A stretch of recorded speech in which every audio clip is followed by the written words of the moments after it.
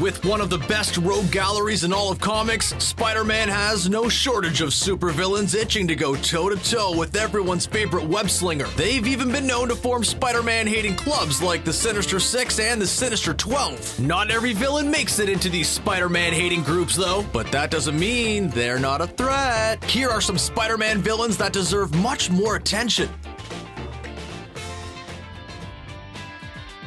Black Cat.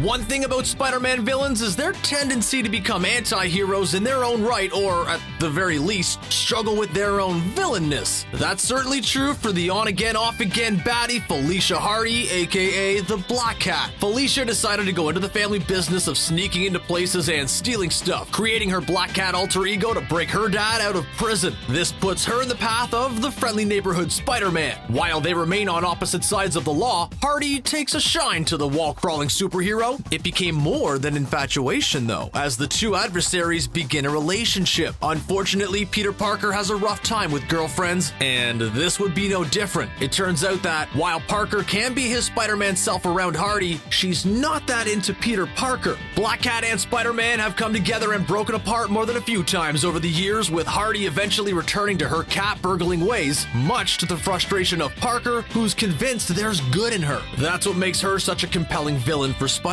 It's not the fleeting relationship, but that hope and responsibility that Parker feels for her, which makes even victory against her sting a little.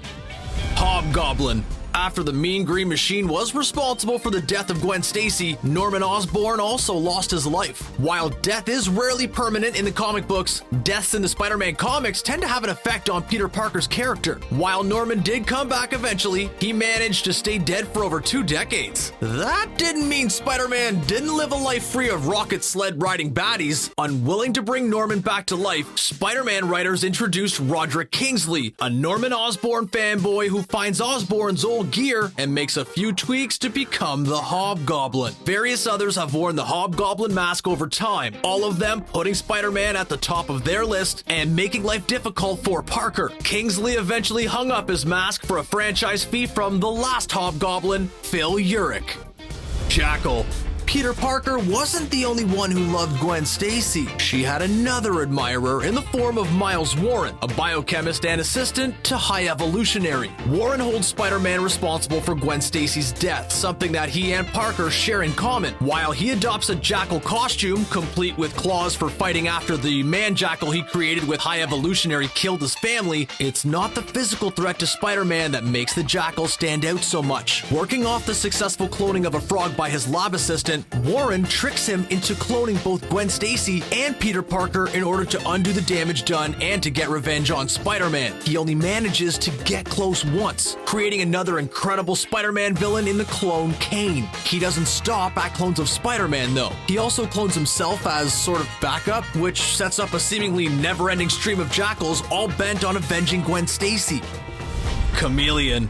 Dmitry Smerdyakov was the very first supervillain to face off against the wall-crawling superhero and did it by impersonating Spider-Man. Dmitry, of course, is a master of disguise who goes by the name Chameleon. There's no telling who's under the mask, as without one, he's depicted as having an all-white featureless face. Dmitry isn't the only one in the family to carry some hate in his heart for the amazing Spider-Man. Dmitry's also responsible for introducing the web-slinger to none other than Dmitry's half-brother Sergei Kravenov, better known as Kraven the Hunter. Kraven shot to the top of the charts with the Amazing Kraven's Last Hunt storyline. While Dmitry's brother is the more headline-grabbing foe for Peter, the Chameleon's still a force to be reckoned with. Morbius the Living Vampire.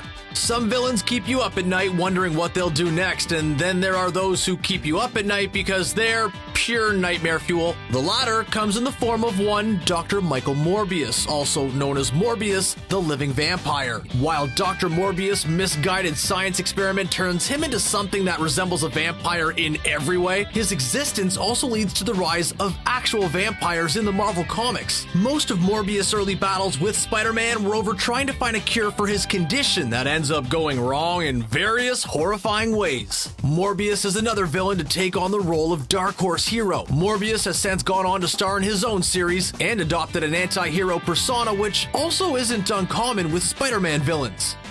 Alistair Smythe. For some, hating Spider-Man is a family business. That's the case with Alistair Smythe and the Spider Slayers. Alistair's father had been contracted by none other than J. Jonah Jameson to construct a group of robots that could take down Spider-Man, known as the Spider Slayers. Alistair's spider-hating career didn't get off to a swinging start when he mistakes MJ for Spider-Man, but he eventually gets things together, building new Spider Slayers and giving himself a set of enhancements that enable him to challenge Spider-Man all on his own. Smythe holds the Spider-Man hating publisher responsible for his father's death and takes to attacking JJ to get revenge. J. Jonah Jameson spends every ounce of energy trying to take down Spider-Man, which brings him in contact with people like Alistair Smythe. These kinds of choices define who Spider-Man is and makes the character one that endures to this day. Mr. Negative.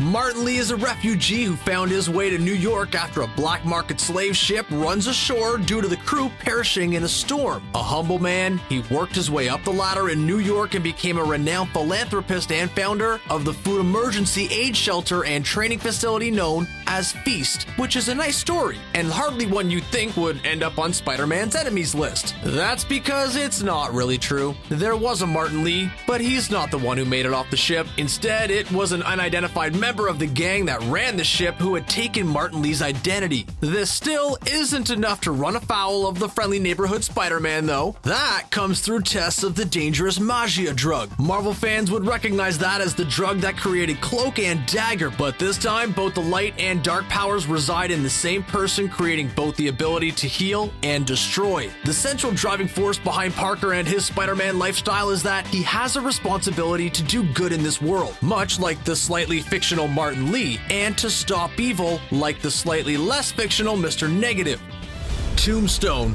Spider-Man isn't always the reason for the hatred or even the main target of the bad guys who make life difficult for the web slinger. We've already discussed how J. Jonah Jameson's hatred for Spidey has gotten him in trouble, but it's not just the angry publisher that can end up on a bad guy's bad side. The counterpoint to the hot-headed J. Jonah Jameson is the level-headed and principled Joseph Robbie Robertson. Robertson helps stand between Jameson and Parker most of the time. That means when Robertson is in harm's way, Parker will do whatever he can to intervene. Lonnie Thompson's beef with Robbie goes all the way back to high school when, as an editor for his school paper, Robbie threatened to reveal Thompson's protection racket. Thompson and Robertson would bump heads well into their adult lives when Thompson had capitalized on his look by sharpening his teeth and nails and taking on the name Tombstone. He eventually developed super strength, reflexes, and resistance from an accident at Oscorp. Anyway, this makes him more than capable of going toe-to-toe with the web crawler. Shocker. With so many bad guys wanting a piece of Peter Parker, staying power is sometimes notable all on its own. That's certainly true of Herman Schultz, the Shocker. Yeah, he doesn't have the best name, and with his ability to blast opponents with charges from his fists that at various times come from his own inventions, the inventions of others, or actual superpowers, he doesn't have the most dynamic abilities either. But if you're forming a Spider-Man haters club, Shocker can be counted on to step up. As a perennial member of the various Spider-Man villain superbands, Shocker remains an underappreciated threat to Spider-Man's existence. Over in the MCU, Shocker was recast as a member of the Vulture's team, last seen webbed up in true Spider-Man fashion. With rumors that the Sinister Six might be forming in the MCU, it's almost certain that Shocker will be a part of the team on the big screen as well.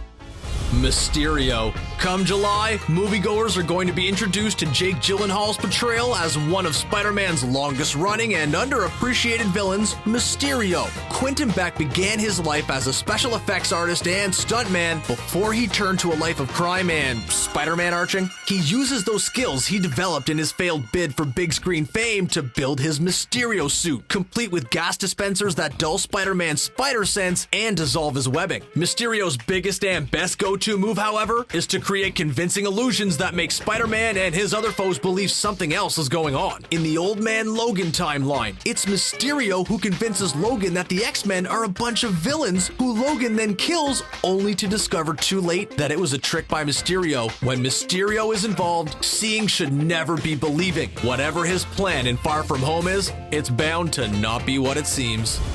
Those are just some of the villains from the pages of Spider-Man that deserve a little more recognition. Which Spider-Man villain doesn't get the love that you think they deserve? Are there any that we may have missed? Let us know in the comments section below. And don't forget to subscribe to CBR for more Spider-Man content. Thanks for watching.